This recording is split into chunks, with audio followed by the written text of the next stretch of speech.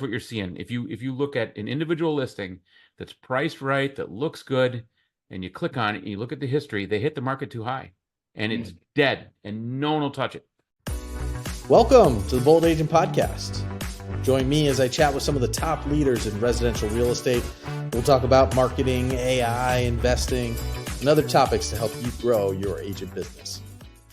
Okay. All right. Well, let's kick this off. All right. Chuck, welcome to episode 1, the Bold Agent, and really great to have you here.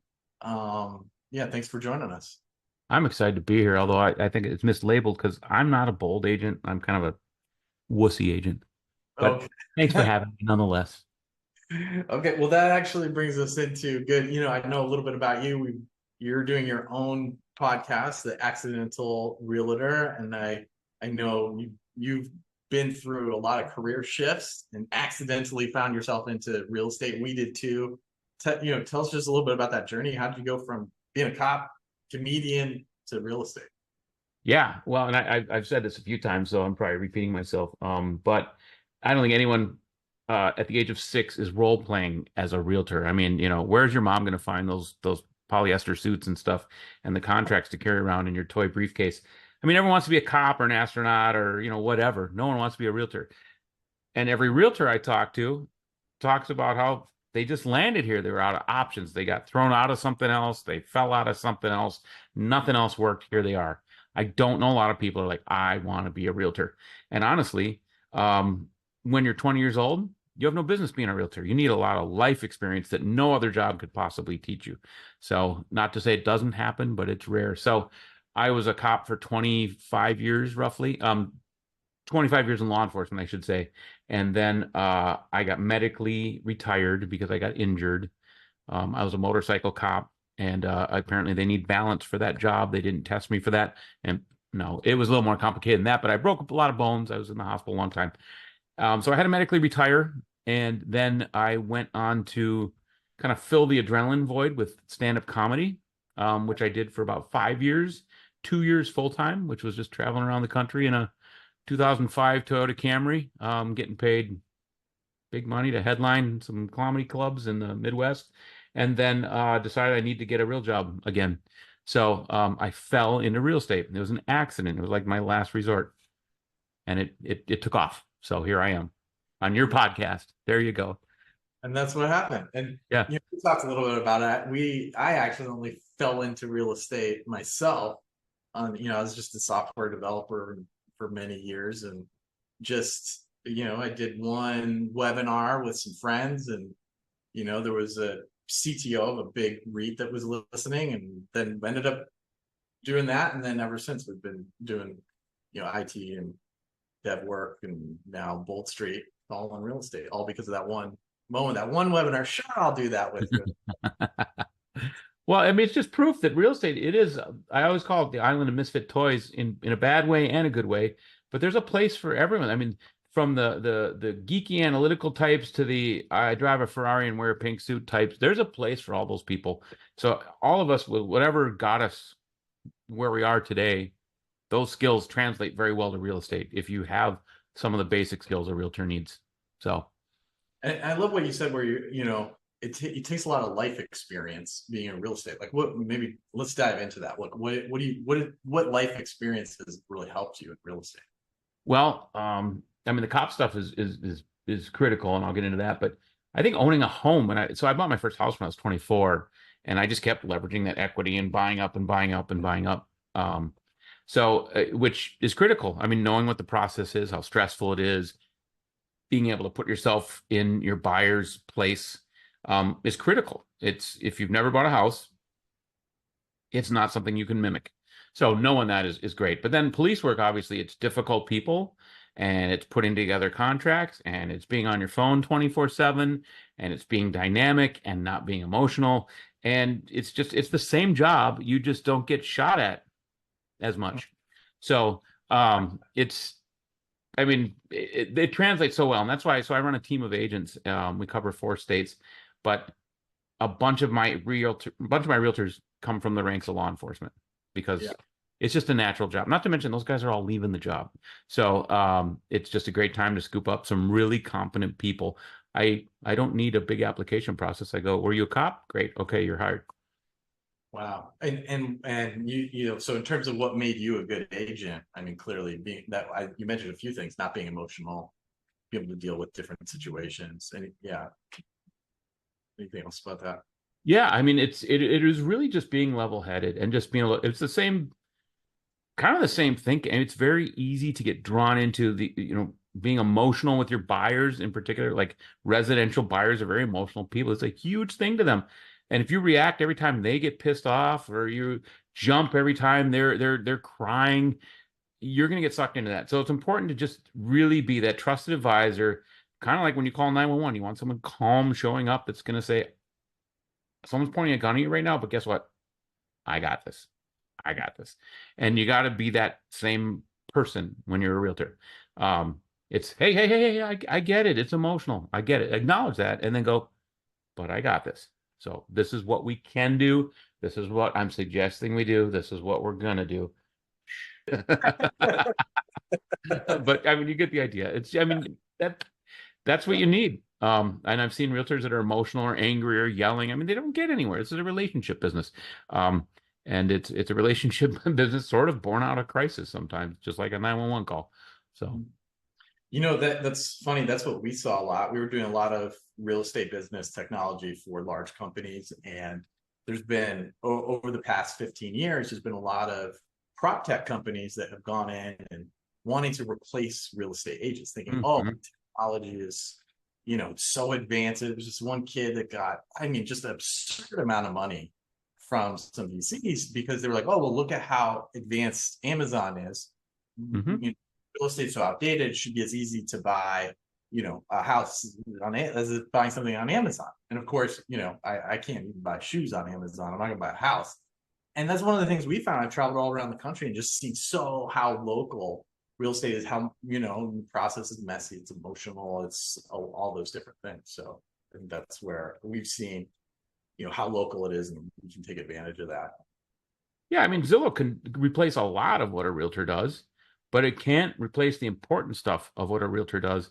I have a brand new realtor that came from another team, and we were putting a value on a property yesterday. He goes, "How'd you get this cool report?"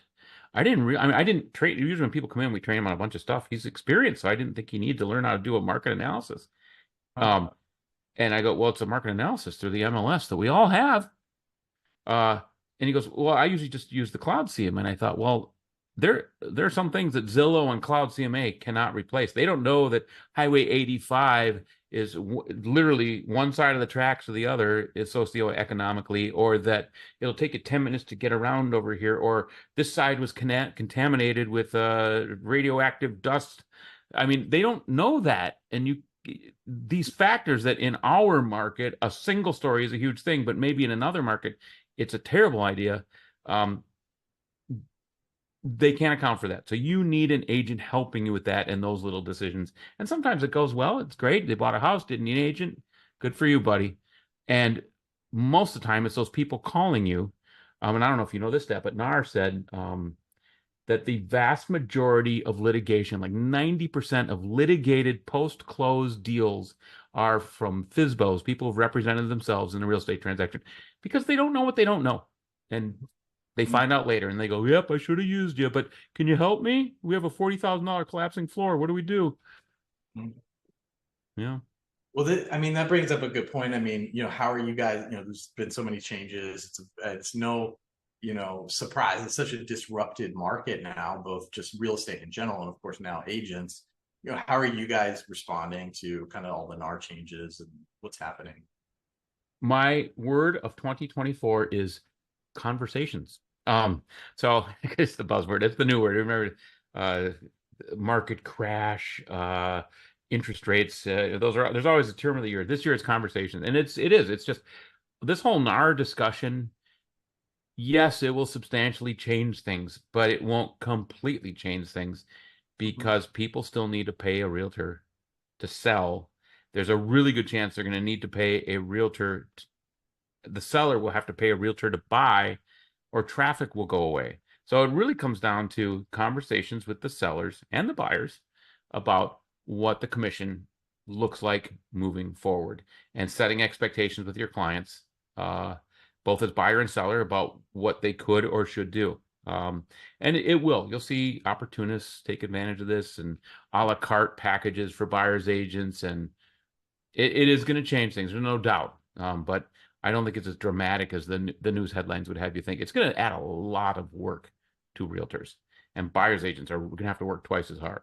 But you can't get rid of the realtor in a transaction. You just can't.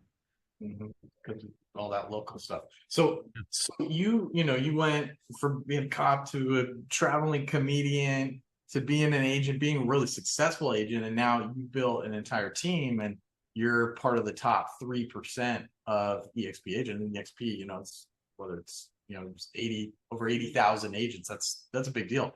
Yeah. How did you make that transition from agent to building a team, and what made that successful for you? Well, like I said, at Accidental Realtors, it fits really well. I did nothing for 6 months. I mean, I got my license in June of 16, did nothing for 6 months. But I realized, like, after 2, 3 months, I needed to start working some clients. So I bought a couple leads from realtor.com, and nothing happened until December. And all of a sudden, in December of that year, 6 months after I got my license, I had 4 closings. I'm like, oh, this could work. Like, I could actually do this for a living. I mean, this is, yeah, okay, I've been promoting myself, but I'm not going to be part of the 85% that quit in the first year. And I think I'm going to leverage this. Well, I had a tremendous sphere from my police job, my comedy job. I was always promoting myself really in both jobs. So I was able to just subtly, without being too pushy, leverage those contacts and let them know that I'm the real deal. And real estate took off, and I didn't have the capacity to keep up with all the clients. So then I'd have younger agents. I taught in college also. I didn't mention that part. It overlapped like 10 years of my police and comedy career. So I've always been a mentor and a teacher. People gravitate toward those people for whatever reason. And I had extra business. So all of a sudden I was mentoring people for free because they didn't want to use their company mentors assigned to them. They wanted to use me. And I'm mentoring people for free, and I'm like, I got an extra lead. Can you help me? And I realized, well, why am I giving all this stuff away? I mean, so it's the natural transition to, I think, a successful agent into becoming a team leader. But I've also been a teacher and a team builder and a supervisor of similar sized government units. And I could kind of take those skills and the classes I took and build a team from it. Right. So that's really great. So the team aspect, being able to be that mentor, that kind of teaching element is really helpful. How's that going, kind of mentoring them through such a kind of a challenging process, especially with some of the, we talked a bit about NAR, but, where there's also market changes. Of course, we had all the interest rates, low supply is still an issue. How do you mentor people? It is. I had dark hair 8 years ago. No, it wasn't that bad. It was pretty gray then too. It has been, I think, education for myself, and then passing that education on to my agents, and meetings on the regular, consistency and training and scripting and all that stuff. And what you teach today in 4 months might be obsolete. So it's just important to constantly educate people on law changes, policy changes, concept changes, and stay in front of them, and know that whatever you're teaching today is obsolete in 2 years. So much of it, other than the basic skills. But yeah, I mean, they're looking for leadership. They're young little birds with their mouths open. Go, feed me, give me something, give me leads, but also give me some knowledge.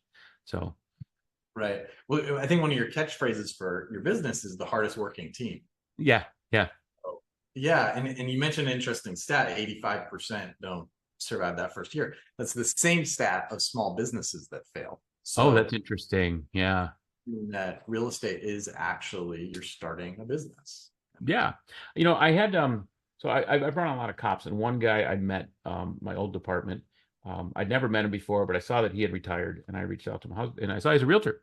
So quietly, just trying to reel him in, potentially agent attraction. I said, how's it going? Because I haven't done a thing. I'm thinking of quitting. I go, well, tell me about your business.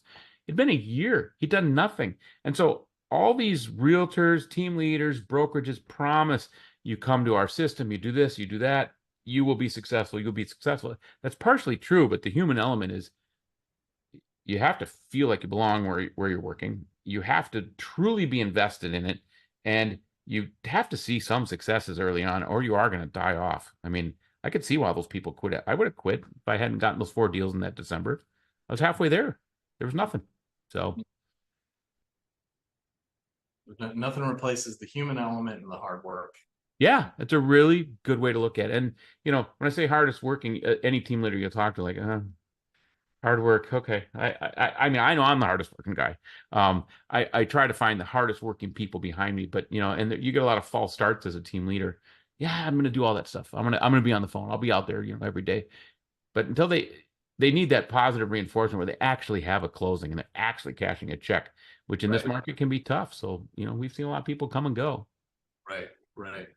Well, talking about the market, there was a report came out, I think 2 days ago. Michael Delpreet, who's kind of a real estate economist, and he was pointing to how delistings have started skyrocketing, and for those homes that are selling, there's lots of price reductions, and that they're taking longer to sell. And basically, the summary of it is it looks like maybe we're at the beginning of this long-awaited price adjustment. What's you're on the ground, what do you see? Like, does that resonate? Oh, absolutely. So we cover technically really 2 markets, but 4 states. So I get a real schizophrenic view of the national market of real estate because in Minnesota, which is our primary market, 2.2 months inventory. It should be a big time uh, seller's market. And in Florida, 7.6 months inventory. And the graph has been going like this. And it should be a huge buyer's market. But none of what I've seen in the 8 years I've done real estate is bearing out in either state because interest rates and lack of inventory in the construction sectors, among others, are completely shaken up the what we consider to be the known model of this stuff. So I don't even know what to tell these people. If you don't price your house exactly right in both markets, Mhm. you're dead in the water.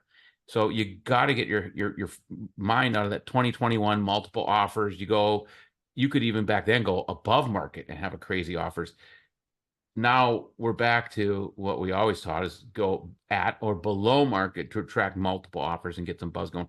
If you don't, you are dead in the water. And I think that's what you're seeing. If you look at an individual listing that's priced right, that looks good, and you click on it and you look at the history, they hit the market too high and it's dead and no one will touch it. Mhm. Um, but if they hit it right, I mean, even at market, it'll be multiple offers and crazy in Minnesota. And Florida, I don't think we're seeing any multiple offers, but it'll sell. In Florida, I think the average days on market in one of my markets is at least 75 days. That's Mhm. that's that's crazy compared Right, to what we've seen over the last few years. right, right. And what's your sense of how long it's going to take to kind of balance out? So, Whew, that's a tough one. I think realistically, to get back to what we've expected over the last few years, just because of the underbuilding of new construction over the mhm. last 15 years, I think we have another 10 years to catch up. I think you'll see micro changes to that and we've seen it already. I mean, in 2021, it was insane. In 2022, I'll give you an example. This house I'm sitting in right now is our house in Minnesota. It was a new build. We went under contract in February. Interest rates were 2.7. And that is right when interest rates started going up. Massive. That's the first we were 2.7 was done as of the day we went under contract. And we watched it climb, climb, climb, climb, climb. And it was taking them forever to build this place. I locked early with an extended lock. I got like a 5.7, but by the time I closed, interest rates were 7%.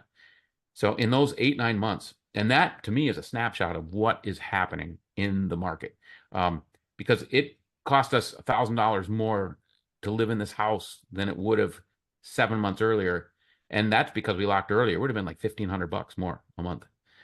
Wow. And you look at the average consumer that at the median sale price in both my markets is about 400,000. The average consumer needs to make $120,000 a year to afford that house right now. That Mhm. is a sea change from what happened 3 years ago. Mhm. So, and a very long answer to your question. I mean, it's just the market changes just like that, and no one saw this coming, at least to this extent. So, Interesting. Well, I guess we'll see how things go. yeah, you're especially you're in Florida. I know one of the things is you work with real estate investors. Hmm. Um, how is that for you? In fact, I also know you're one of you are the top, agent for eXp Express offers. No big deal. Yeah, our express offer program is great. And another class I took, just like my real estate test, out of obligation. I'm like, I'll get certified. Somehow it took off and it resonated with my sphere. It's just a great program, which I won't bore your listeners with, but it's a great program for investors. It's a great program getting us involved with investors. And in 2022, I sold more homes through express offers than any other agent at eXp Realty, which is a 90, at the time, almost 90,000 agent company. Um, and uh, it's just a platform that works for us, but it got me in front of all these investors. It got us introduced. I never saw investors on my radar, but the stats are in most markets they're about 35% of investors, whether it's one-off mom and pop flips or it's a big institution coming in and buying up everything. They are not the enemy. They make opportunities where other people wouldn't have them. Um, I think I love my investors. They're great. So would you recommend for, say an agent hasn't worked with investors, should they get into it, and like why do they make such great, clients to work with? You know, well, one, they'll pad your pocketbook. Two, they're doing good things and they create opportunities for your sellers in particular that have no other way, nowhere to sell this house. I mean, I introduce most of our sales. We have like a four-tiered process where we tell a seller, here's how you sell a house. The first few stops are investors. And unless it is a pristine mansion, 90% of the time I tell people, let's start there. You can say no to the investor's offers, but let's start there. You might be shocked at how well you'll do on this program. So it creates opportunities there. But for the people that have a hoarder's house, or the roof is coming in, or they inherited their uncle's property and they're the head of the estate, it fixes that. I've seen people cry when they get to turn the keys over to the investors and go, "Oh my God, you fixed a problem for us. This is huge." It's I think investors are great, and you can't deny that they are a force to be reckoned with. There was a bill introduced lately. I don't think it went through this year, where they're trying to up the tax for investors per door and based on the number of doors you have. Which it makes a little bit of cultural social sense, but on the other hand, you're killing a market of people that is flipping houses and giving homes to people that might not be able to afford them otherwise. So Mm-hmm. Mm-hmm. yeah. One of the I know I've heard, from some realtors that there's some investors out there that they feel are like a waste of their time, and they're Hmm. actually paying, and actually sometimes it stops them. They're like, oh well, all investors are like this. What's your experience? Is there a strata of investors, and are there ones that you avoid to work with? Or yeah. That is a great question. So one cool thing about Express Offers EXP is if you're part of the Express Offers program, you can bring in investors. So I have a couple of investors I work with that are buyers on our program. Every time they sell a house, I make money. But it makes me partner with them. So it makes me know their business. It makes me put them in, let's say, a cool platform like there's a thing called Bold Street. You probably never heard of it, but a great platform where I can give them value and track what they're doing. And I have a CRM specifically for investors because no other CRM works for that. And I mean, every Monday, every realtor right now gets 20 texts. Hey, Chuck, anything new in your market? Hey, Chuck, looking to fix and flip, or maybe some stupid joke that's going to make me respond to them. So I respond to all of them and I go, let's talk. Like I can help you. And I love my investors. But also, please don't text me every single Monday asking me if there are more houses, which half of them still do. But don't say no to those people. That's my advice to realtors. Like, embrace those people, get to know them, and make them part of your strategy because it is in this shifting market right now. Don't let go of anything. And these are good people to work with. Fun. Love it. Love Yeah. it. Okay, great. No, that really helps. The last kind of major topic is, of course, across all industries is AI.